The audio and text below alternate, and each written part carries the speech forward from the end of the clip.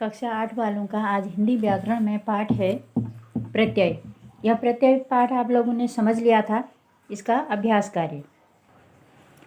कार्य में पहला प्रश्न है निम्नलिखित प्रश्नों के उत्तर दीजिए, और इसका क प्रश्न है प्रत्यय किसे कहते हैं। इसका आंसर हम बुक में से ऐसे छांटते हैं।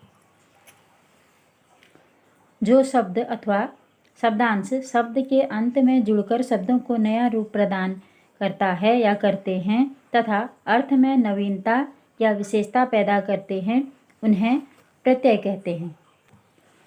ख प्रश्न है प्रत्यय कितने प्रकार के होते हैं। कृत प्रत्यय का प्रयोग कहाँ होता है। इसका उत्तर है प्रत्यय दो प्रकार के होते हैं, कृत प्रत्यय और दूसरा है तद्धित प्रत्यय। प्रश्न पूछा था कि कृत प्रत्यय का प्रयोग कहाँ होता है, तो कृत प्रत्यय धातु के अर्थात क्रियापद के अंत में लगाए जाते हैं। प्रश्न ग है कृदंत शब्द क्या है। इसका आंसर भी यहीं पर है।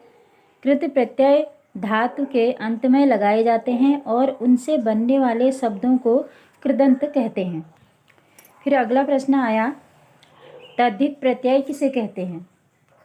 आंसर इसका यहाँ पे है तद्धित प्रत्यय संज्ञा सर्वनाम और विशेषण के अंत में लगाए जाते हैं और उनसे बनने वाले शब्द तद्धितांत कहलाते हैं। प्रश्न संख्या अ है कृत प्रत्यय और तद्धित प्रत्यय में क्या अंतर है। इसका आंसर सुन लोगे। कृत प्रत्यय का प्रयोग धातु के साथ किया जाता है, तद्धित प्रत्यय का प्रयोग संज्ञा सर्वनाम विशेषण आदि शब्दों के साथ किया जाता है। शेष आंसर इस प्रकार लिखे हुए हैं। निम्नलिखित प्रत्ययों का प्रयोग करते हुए तीन तीन शब्द लिखिए। यहाँ प्रत्यय है और यहाँ प्रथम शब्द, द्वितीय शब्द, तृतीय शब्द, और यहाँ आ प्रत्यय दिया हुआ है। इसको लगा करके आ प्रत्यय को लगा करके शब्द बने हैं भूला, घेरा, झूला। फिर ऊ है, ऊ प्रत्यय को लगा करके शब्द बने हुए हैं खाऊ, कमाऊ, उड़ाऊ। ग है पन, इस प्रत्यय को लगा के शब्द बने हैं लड़कपन, बचपन, छुटपन। ऐसे ही वाल, इससे शब्द बने हुए हैं कोतवाल, नैनवाल, केजरीवाल। प्रश्न संख्या तीसरा है कृत प्रत्यय और तद्धित प्रत्यय अलग अलग कीजिए। यहाँ प्रत्यय युक्त शब्द दिए हुए हैं, इनको हमको कृत प्रत्यय और तद्धित प्रत्यय में अलग करना है। तो इस प्रकार किए हुए हैं। कृत प्रत्यय में शब्द आए हैं अ, उ, आवा, अन और प्रत्ययवत य। तद्धित में आए हैं आ, ली, एव, हाल, की, गर। प्रश्न संख्या 4 है रिक्त स्थानों की पूर्ति करके परिभाषा को पूर्ण कीजिए। अर्थात यहाँ यह दो परिभाषाएं हैं। पहला है जो प्रत्यय धातु यहाँ मूल क्रिया पद के अंत में लगते हैं वे कृत प्रत्यय कहलाते हैं। ख है जो प्रत्यय संज्ञा सर्वनाम अथवा विशेषणों के अंत में लगाकर शब्दों के रूप में परिवर्तन कर देते हैं तद्धित प्रत्यय कहलाते हैं। प्रश्न संख्या 5 लिखा हुआ है दिए गए शब्दों को प्रत्यय से अलग करके लिखिए तथा उनके प्रत्यय शब्द को भी लिखिए। यहाँ उदाहरण भी दिया हुआ है और इन्हीं उदाहरणों के अनुसार यहाँ मैंने पेंसिल से बना के लिखे हुए हैं। शब्द दिया हुआ है यहाँ आड़ी,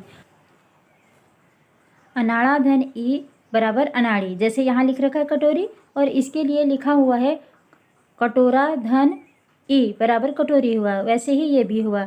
फिर ख है कुलवंत, कुल धन वंत। ग है दयनीय, दया धन अनीय। घ है भूखा, भूख धन आ।